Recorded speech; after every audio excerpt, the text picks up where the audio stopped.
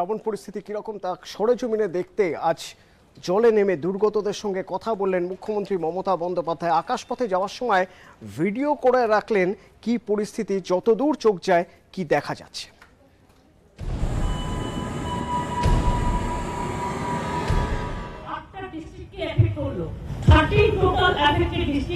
পূর্ব মেদিনীপুর, পশ্চিম মেদিনীপুর, বাঁকুড়া, পশ্চিম বর্ধমান, পূর্ব বর্ধমান, হুগলি, হাওড়া, বীরভূম।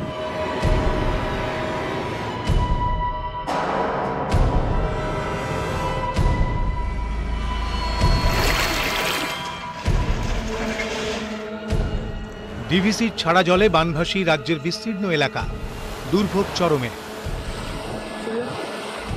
এবার প্লাবিত এলাকাগুলিতে পৌঁছে গেলেন মুখ্যমন্ত্রী, কথা বললেন দুর্গতের সঙ্গে।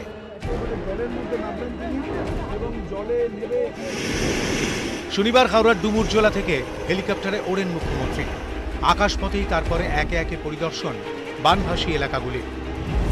ডুমুরজলা থেকে কপ্টারে প্রথমে সোনামুখী, বর্জরা, তারপরে আকাশপথে বিভিন্ন এলাকা ঘুরে নামেন আরামবাগের হেলিপ্যাডে। সেখান থেকে সড়ক পথে চলে যান কালীপুরে, সরেজমিনে খতিয়ে দেখেন পরিস্থিতি।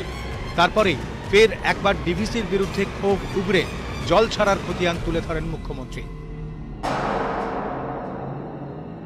30 তারিখে যেদিন আমাদের ইলেকশন ছিল পরশুদিন, হঠাৎ না বলে 12টার সময় 49,000 কিউসেক ডিসচার্জ করলো পঞ্চায়েত এবং মাইকন থেকে, এবং মধ্যরাতে থেকে ডিসচার্জ করছে যখন লোক ঘুমাচ্ছে। ক্যাবিনেট বলছে এটা criminal offence, man made plan.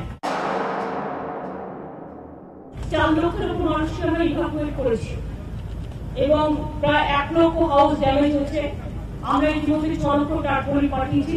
NDRF এবং এসডিআরএফ মিলিয়ে আমরা 50টা টিম কাজে লাগিয়েছি এবং নবান্নতে 24x7 চলছে। প্লাবিত এলাকায় বিপর্যস্তদের পাশে রাজ্য, সাহায্যের আশ্বাস দিয়েছেন মুখ্যমন্ত্রী। নিউজ 18 বাংলা।